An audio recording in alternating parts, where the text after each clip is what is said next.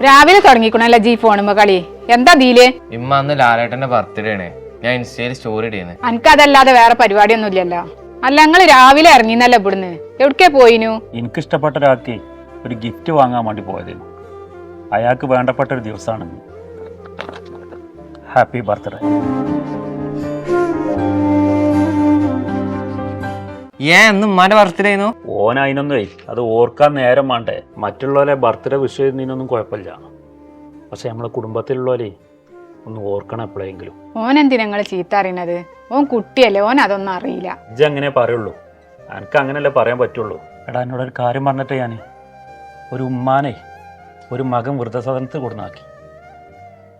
അവിടുന്ന് ഇങ്ങോട്ട് ഇറങ്ങിപ്പോന്നപ്പോഴേ ആ ഉമ്മ ആ മകന് വേണ്ടിയാണ് പ്രാർത്ഥിച്ചത്.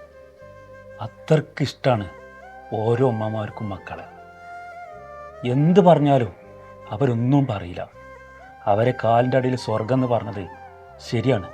അതുകൊണ്ടാണ് എൻ്റെ ഉമ്മ എന്നെ ഒന്നും എതിർത്ത് പറയാഞ്ഞത്. ഉമ്മ സോറി, ഹാപ്പി ബർത്ത്ഡേ.